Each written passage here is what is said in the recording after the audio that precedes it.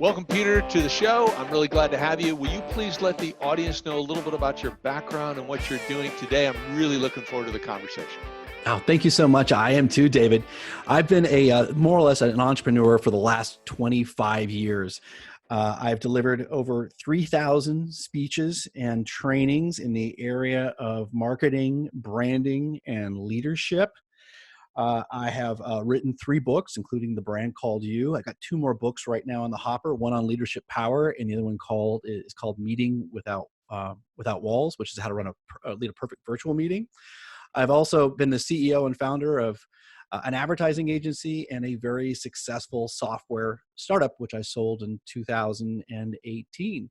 So I like to think of myself as not only a person who really is a thought leader who knows how to ideate, create ideas that audiences can really respond to, but also someone who's actually done it. I've actually bootstrapped a company from nothing to a multi-million-dollar exit. Well, that's great. That's great. And I've looked at some of the things you talk about. I'm not sure where you want to start because I mean we are in some parts of this recession, soon to be depression potentially. We've been there, done that, but other parts are brand new. So where do you want to dive in as far as where this connects with things that you teach?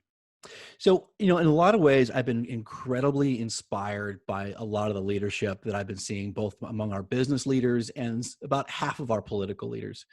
And, I probably this is a good time to start about our moral compass. And it's probably one of the most important questions that any leader or any human being can ask of themselves that most of them haven't thought. And that is, what is, the direction of your compass? What is the most important thing where you're kind of heading? What's your true north? And so once you figure that out, it makes all your decisions a lot easier.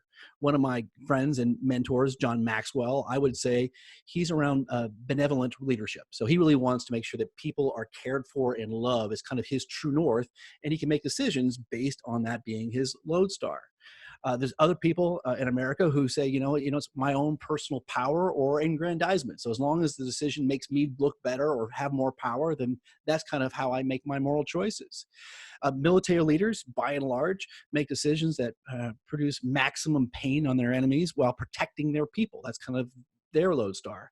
And for me, what I've decided is what is guiding for me is human well-being. I want to maximize human well-being, both myself and others, and that's kind of my guiding principle for how I make decisions. And many of the business leaders and political leaders are making decisions based on that, whether they have defined it or not.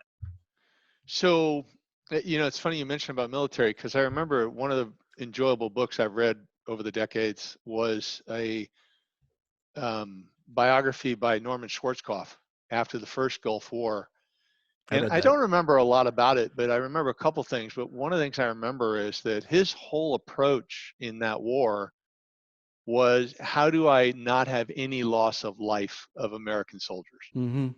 And that's why they just bombed the heck out of it, out of Mm-hmm. Iraq before they went in at all. They just Mm-hmm. took their time. And I It's very remember him effective. also talking about being in a minefield with some soldiers, and one of the soldiers got blown, Oh, and horrifying. it just devastated him. Mm-hmm. And it was very interesting to hear as a leader at that level to be affected so much by one of his people. So anyway, sorry, a little bit of a rabbit trail. Oh, that was great. Now, Yeah. I think you're absolutely right. More political leaders are much more hawkish when it comes to war.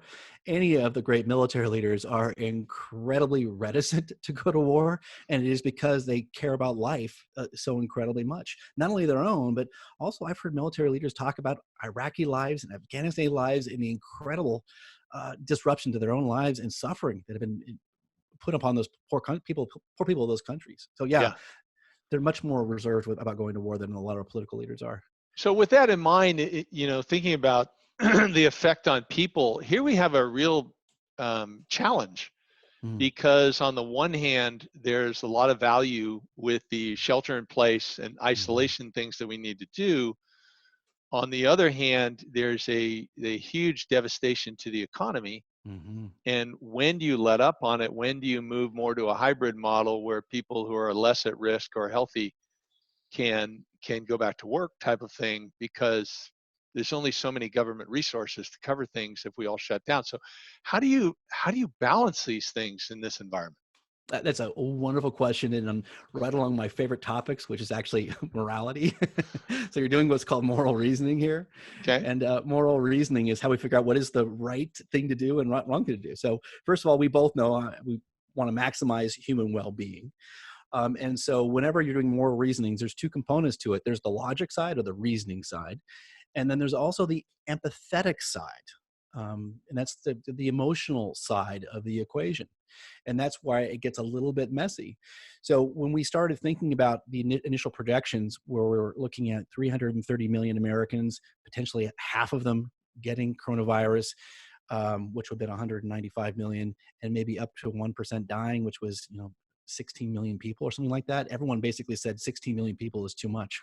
So we're willing to Well, wait a minute. take on. Let me just touch base on it. So 16 million would be closer to 8%, not So it 1%. was 196 million Americans. I was kind of doing rough math. 198 Yeah. million Americans, and 0.5% would have been 9.5 million people deaths. Well, That was no, my that own wouldn't. projection. That's 5%. So 10%. If we're 195, 10% of that's 19.5 million. If we're going to and then 1% is going to be 1.9 million. 0.5% is going to be about 950,000. Thank Still a you. very high number. Right. Yeah. And by and large, we said that was too much. That was what our political leaders more or less said. And I think that I agree with them, because I think even now we're looking at, with all the precautions we've taken, 250,000, which is more than we've lost in any war in the last like 50 or 70 years or something like that. It can be a huge death toll. So that's one way of looking at it. So now, when making a decision, you got to start going, okay, well, some people have said, and I've seen this on Facebook, where they've gone, well, we shouldn't do that. We should just go ahead and take the lives lost. But as soon as you say, okay, well, which one or two of your relatives, which 20 of your friends are you willing to have go in the hospital and 2 lives lost? And all of a sudden it changes their calculation. And that's the emotional component when they actually realize what it does to them. Yeah. So I'm happy to stay here to just kind of work through this thought process, because obviously you've had dialogue, whatever. I think it's really challenging. So you've got those two areas. You have the logic and then you have the emotion. That's what you said? Mm-hmm. So where does the fear play? Does it play in both areas? Because Hopefully the empathy side, where you're empathizing with a future version of yourself or with other people and the suffering they may be going through. Yeah. yeah. So and I do think it's tragic for anybody who loses a life in this. Katie Couric posted something today on Medium where there was a relatively young couple. The man was 39 years old, and the wife, I don't know, but I would assume is pretty close to that age. And he got the virus, and for whatever reason, and no reported prior health conditions, and he died, Mm. relatively quickly, and not in a fun way. And yet she tests positive, and she's got like no symptoms. I mean, Right. it's like no big deal, and it's very bizarre. Um, the the early numbers out of Italy on the first 850 that died, 99% had a prior medical condition, Mm. and 87% were 70 or older. But I've been watching the numbers. It's kind of interesting to watch. I don't watch Italy so much anymore, but I'm more interested in like Switzerland, South Korea, um, how their numbers are changing. Mm-hmm. They started really low. They're still low, but then and Germany's climbed a bit, Mm-hmm. and then Great Britain that took more of a laissez-faire approach. At We're not first. going to do Yeah. much. We'll see what happens. And they Mm-hmm. started with low numbers, but now their numbers have climbed to where they're having a higher death rate than Mm-hmm. initially, and it's That very strategy was challenging. called herd immunization, is what that strategy was called. And I think that they pretty much have realized it was an ineffective strategy that overwhelmed the medical system. It was too much Yeah, suffering. yeah, yeah, and it's and I get concerned about the challenges, the economic challenges of doing such a not 100% shutdown, but such a Mm-hmm. horizontal people stay at home. And I and maybe it's just fear on the other side. We have fear of loss of life. Maybe it's fear of economic collapse.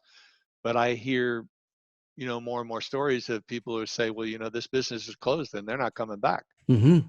And so if you move into an economic serious situation where people can't go back to work, then we're going to have loss of life on the back end, from people, whether it's stress, or they don't get the medical care they need because they don't have medical coverage, or Mm-hmm. suicide rates climb. It's really a challenging situation, and I hope they do some real good hindsight planning out of this, because this isn't going to be the last disaster. It's like, what can we learn from this? And if it had just been handled better in the front end, like, have you read anything on Taiwan? Yes, I have. And actually, I want to go back to your previous point there about the economic loss and human toll. Yeah, I don't know the number, but I have seen the number in the past. For every 1% of economic loss, there is some number of deaths they can prescribe to that. So that yeah. is modeled out there, and I probably could search for it and find it. So yeah, once we figure out what the economic loss will be, 1 or 2 or 3%, there are some number of deaths we could prescribe to that. So yes, that is probably a reasonable part of the calculation we can put into it. Yeah. So I certainly agree that for a period of time, this isolation thing is where we need to be now. I mean, that seems to be logical. Mm-hmm. The length of time is where it gets tricky now. It really, really does. Yeah. From what I understand, this really does not end until we have a vaccine. Because as long as you have one person or 10 people or 100 people in our population who have it, it's highly contagious and transferable, which means there's always a risk of it being an outbreak again and going across the population. And so the vaccine is at best 12 months to 18 months away from being widely deployed. But what about China, where they did this isolation Mm-hmm. strategy and then they backed off? It seems the majority of people have gone back to work, but they haven't seen it, revive and Yet, start right? hitting again, yet they don't have a vaccine. Correct. So there's also another strategy is that we go completely to, I can't remember what they call that strategy now, but basically it is a complete and total self-quarantine where you don't leave your house at all. Nobody goes anywhere. That was a Wuhan style lockdown for 2 weeks, and that would more or less kill it as long as no one else leaves for 2 weeks. Yeah, that's another strategy to handle it. And that would be obviously very, very painful for a very short period of time, but more, hopefully would probably reduce the likelihood of the virus recurring. Yeah. I mean, that's it's yeah, it's just too bad that there wasn't better preparation. So I mean, this thing, I'm really looking for some people that are smart to really analyze, what went right in some of the Mhm. countries that avoided so much of the pain, like Taiwan's approach, where they were testing early and often and isolating people who are traveling. And Germany did the same thing. I think it was in January, they basically had a test and they started testing. Their system's not perfect. I mean, there's still people not being tested, but because this isn't the last crisis we're going to have. I mean, this is a pandemic, but remember, we get floods, we get hurricanes, we get earthquakes, we get, Yes. whatever, right? And this pandemic, as bad as coronavirus is, and it's really bad, it's not as bad as it could be. It could be more transferable and more deadly. And that one is in our future. So as bad as this is, and it is terrible, it is really just a dress rehearsal for what will be coming most likely still within yours and I's lifetime. But And we will, as leaders, we will learn from this, and most likely, our next time we hit this, we will take much more radical action quicker. So, for any business owner who has been through a recession, the first time you go through a recession, you're kind of slow to move. The second time you're in a recession, you cut costs so much faster because you know what to expect. The same thing will happen in the next pandemic. We will respond much quicker and with much more certainty. yeah, no, it makes total sense. And by the way, redirect me if you want to, but I'm curious because you've obviously spent some time and you're a thought leader maybe in some of this. Um, it also strikes me that one of the areas we possibly should look at is the education system Mm. and what we teach people. Because if we teach people how to have healthier lives, healthier diets, our immune systems will be better. And if we could teach people at a young age and reinforce it for many, many years on how to better manage their finances, so everybody had a 6-month reserve, Mhm. it's a different situation then. If Yeah. you have, it'd be totally different than where we are today. It would be. So I'll go back a second here because I would say, when we talked about moral compass earlier, if you asked me what is the moral compass for most Americans, I would say most Americans' moral compass is geared toward personal enrichment. How can I have the most, house, car, luxury, vacation? That's kind of where their moral compass is geared toward. And it isn't really geared toward human well-being. If you were really geared toward human well-being, you would work, of course, and have purposeful work that created meaning in the world, significance in the world.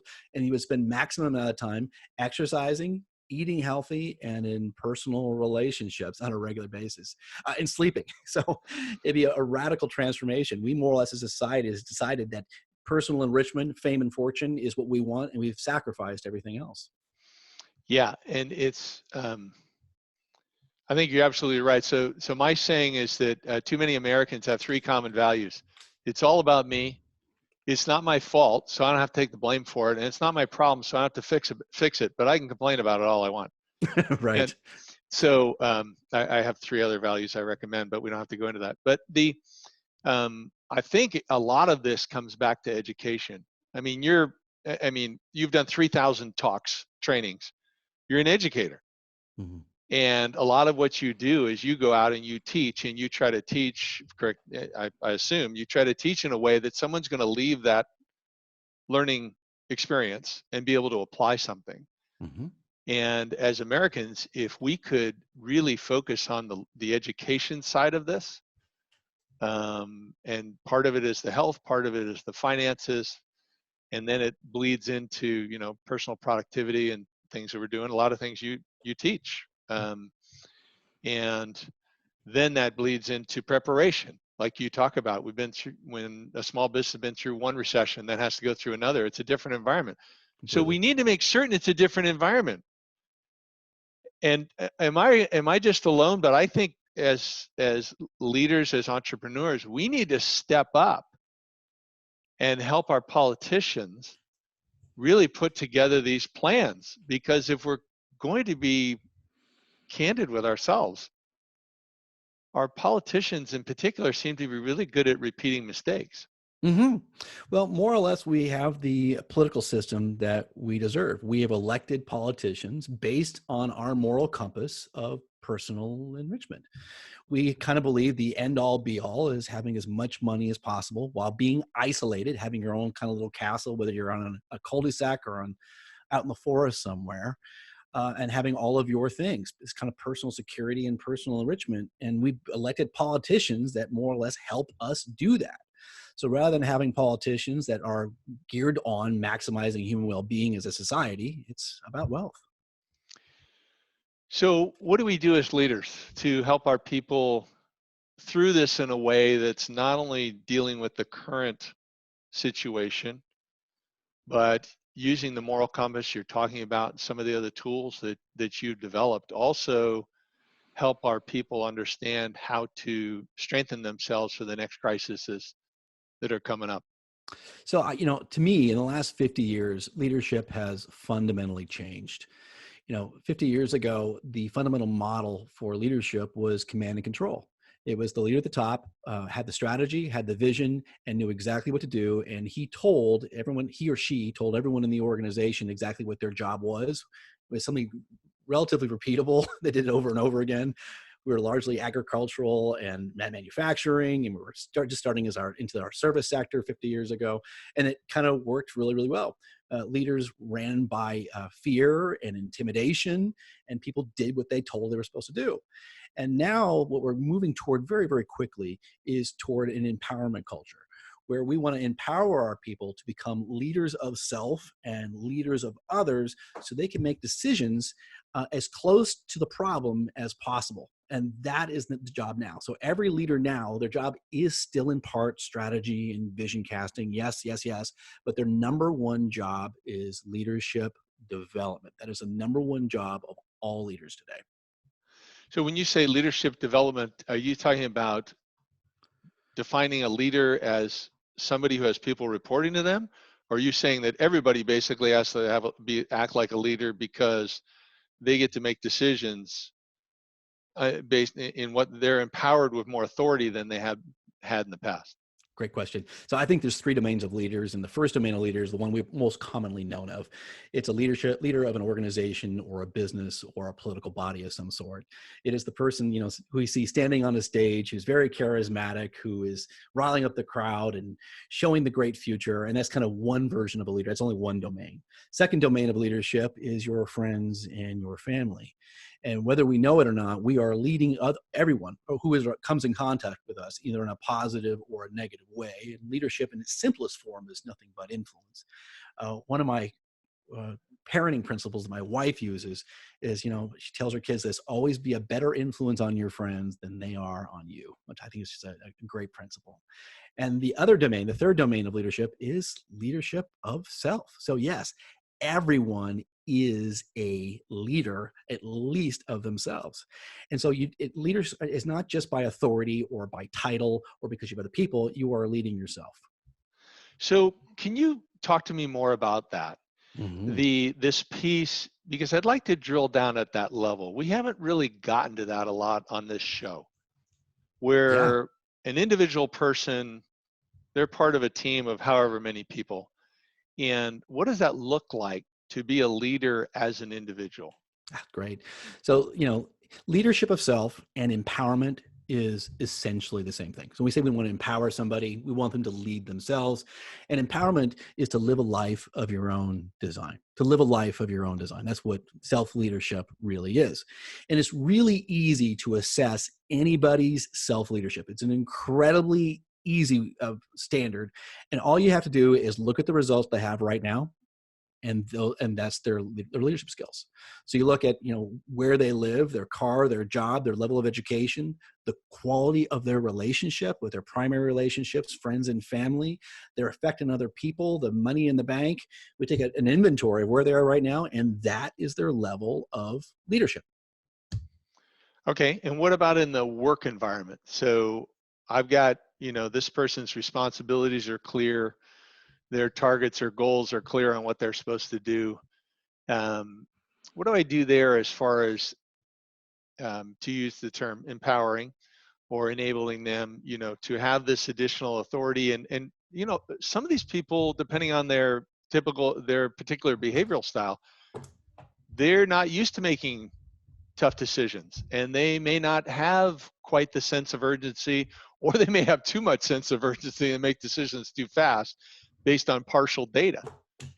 So please talk to me more a little bit about this. How do Yeah. I do this with my folks? That's a great question. So I think it's very common. It happens to me a lot with where, two managers say, hey, we gotta empower our people. The other one goes, yes, we gotta empower our people. Great. What does that mean? So Yeah. uh, I developed a really great little formula to actually show how you get empowerment. And the first one's what you mentioned there, which was mission. So it's got to be crystal clear what the mission is of the organization and the mission of the team, and also each individual contributor. By the way, I don't use the word employee. I will use the word team member, but I really prefer contributor because it really puts the proper value on each person. They're contributing a part of themselves. They're just not a role player, which is what I was called in one of my first jobs. They're actually contributing part of themselves, and that's how we want to value them. It's really important that everyone is very clear, crystal clear, repeatedly on the mission of the organization and the team of themselves. Number two is absolute responsibility, and this has been a topic I've been talking about for 25 years.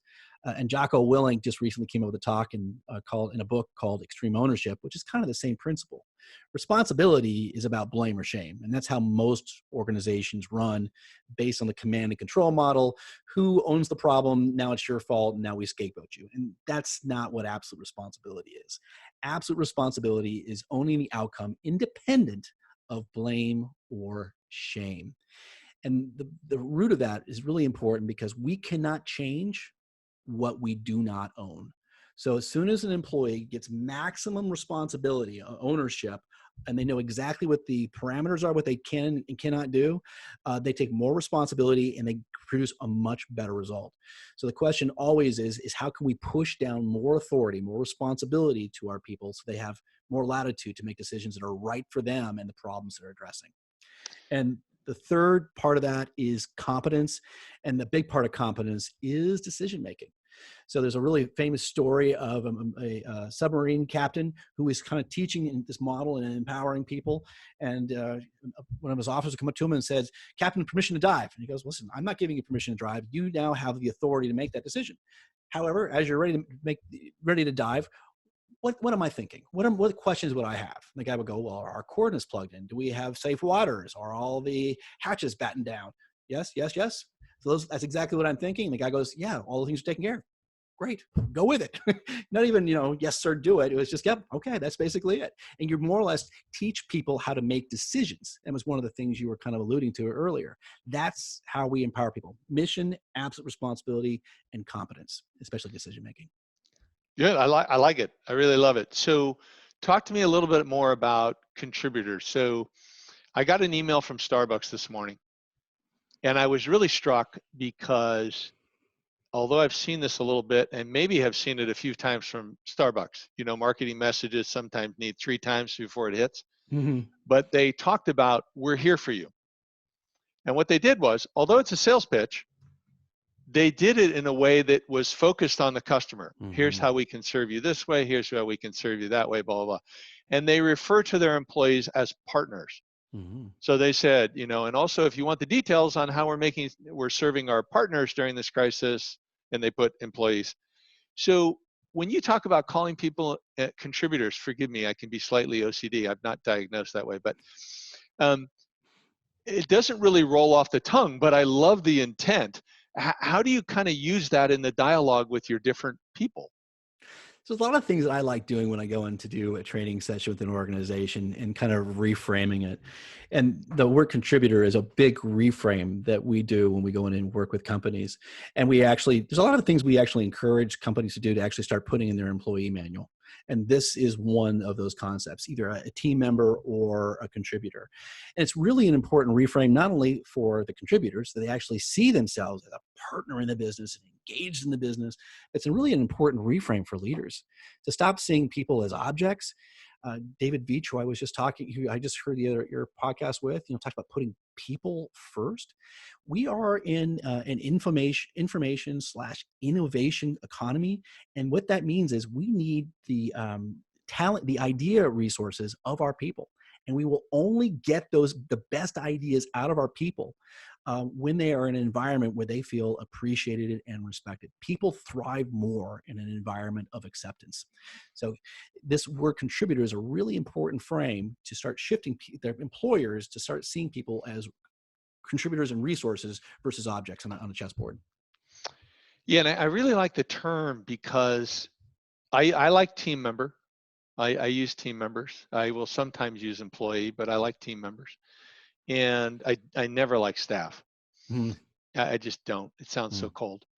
And and I like contributor. Owner seems like it would take it too far and cause confusion, and Mm-hmm. plus set the stage for frustration because owner kind of sounds all encompassing.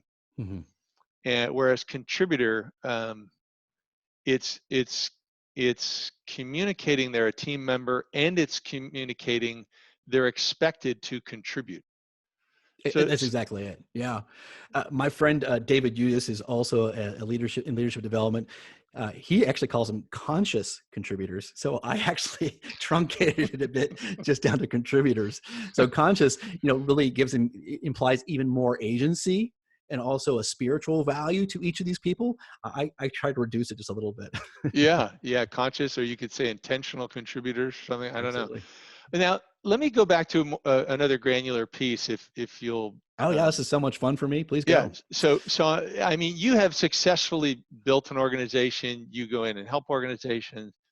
I want to go down to a granular piece that a lot of leaders struggle with, and that is, okay, I've defined the responsibilities I want someone to do. They are a contributor, and I've given them some oversight. I think they have some skills in it. What about the training piece where there's training and application to confirm they have that competency that you want them to have, so you can be comfortable they're going to make decisions consistent with your mission and your vision, your values, I call them company culture cornerstones. So you can do that. What does that training look like? Oh, that's a great question. So I'll kind of give you I'll tell you a quick story. When I first started working as an entrepreneur, and I was 28 years old, and back in 1998, or no, it was 20, I was 29 in 1999, 1998. I was a really great personal producer. I mean, I really got my work done. I was great at making sales calls, delivering presentations, delivering content. And as I started becoming more successful, I had to start hiring more people. And I was still kind of doing the same thing. I would spend 80% of my time actually doing personal production and only 20% of managing my people. So people came in, they didn't stick around all that long. I gave them the work and didn't tell them how to do it, didn't oversee them. And my organizations just kind of moved bumpily along for about 10 years until I figured out that actually I only spending 20% of my time in personal production and 80% of my time in leadership development. And that's the phrase that I like using, is leadership development. And that is a combination of really running great meetings. And I think that most people hate meetings. They find them completely and totally pointless and a waste of time. As a good leader, you need to learn how to use meetings as an asset.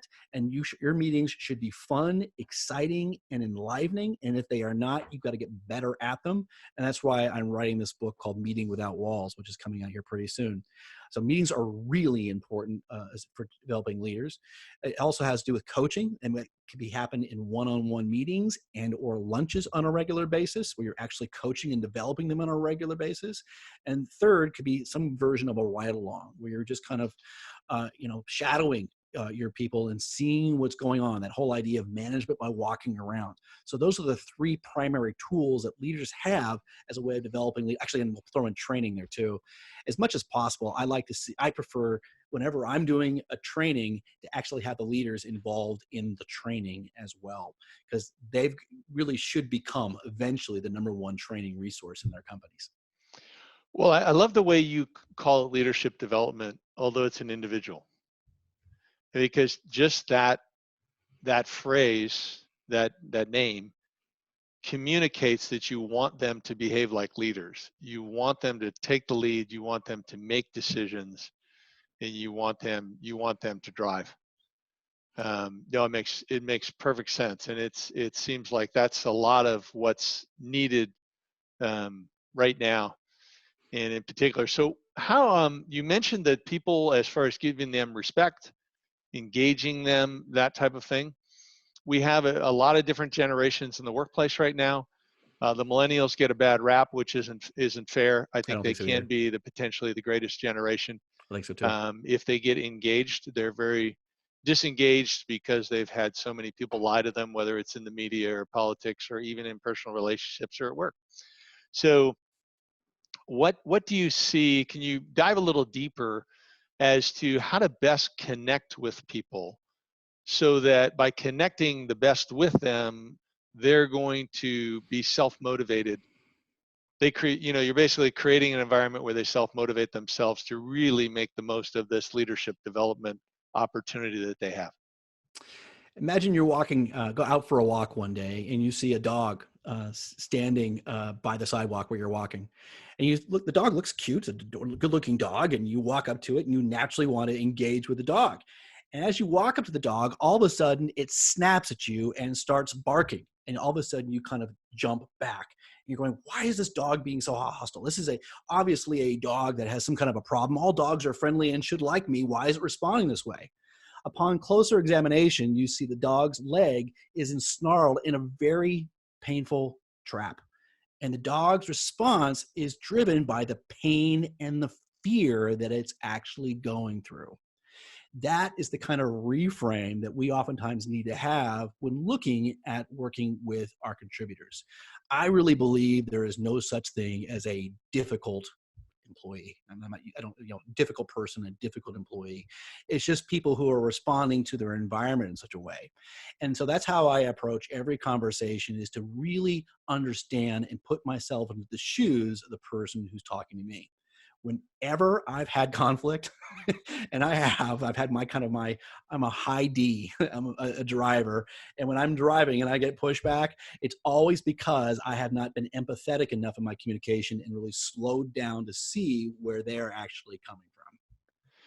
Yeah, it is I'm also a high D. I used to be 100%. Now I'm really easygoing. I'm only 94%. So um, I have I have to intentionally, train myself to think, you know, why is this person responding that way? Hmm. Where are they Because coming from? yeah, and it may be that they're, barking, growling, or it may be simply they're withdrawing or Yeah. not productive. And so my experience is that there's some people I can work with and I can develop them as leaders, and there's other people that just aren't ready yet. They're they're not at the stage in their life where they're aware of their wounds enough Mhm. where you can develop them. Have you found that's true, or do you think it's pretty much across the board? You can kind of help anybody. Well, obviously, as somebody who is in empowerment, the business of empowerment and leadership development, I always find my biggest challenge is to work with the people who are least likely to adopt leadership. So that's where I'm always trying to stretch myself to connect with them better, so I can move them even a little bit. But you also allude to something really important about leadership, and that is leadership is intensely personal. So if you are a retail clerk or you are a construction worker, if you have a bad day means you didn't get as much done as you should have gotten done. You rarely are in the car on the way home beating yourself up and kind of replaying conversations and going over and over again into how you messed up. But leaders, as we've had bad meetings, bad calls, bad interactions with our contributors, oftentimes go home and go, okay, you know what? I was too short with him. I yelled too much. I was too hard. I didn't slow down enough. I didn't understand where they were coming from. I was using the wrong paradigm. And we beat ourselves up and I mean, I use that term very, very lightly, to kind of self-correct. Leadership is hard for most people because they're unwilling to do the hard work of self-reflection. Self-reflection is brutal. Well, and I think you're also talking about those leaders that have the type of moral compass that you're encouraging. Mm. The ones that you alluded to earlier that, if their moral compass is power and their, and wealth and whatever, they may not drive home being upset that they yelled at someone or something like that. They'll be upset that, this person didn't do as much as they wanted them to do, and they won't be looking at themselves at all. No, They'll none. be playing the blame game. Yeah, I But was just watching a mini series on Hulu called Trust, and it was about J. Paul Getty from the 19, the oil baron tycoon, and he treated people terribly. He used fear, intimidation, and dictation as a way of controlling people around. He was a miserable, miserable old man yeah, just because of that model. Yeah, yeah. So I, Peter, I've really enjoyed this conversation, and we need to wrap up, unfortunately. But and there's been a lot of great data points. This has been a great podcast.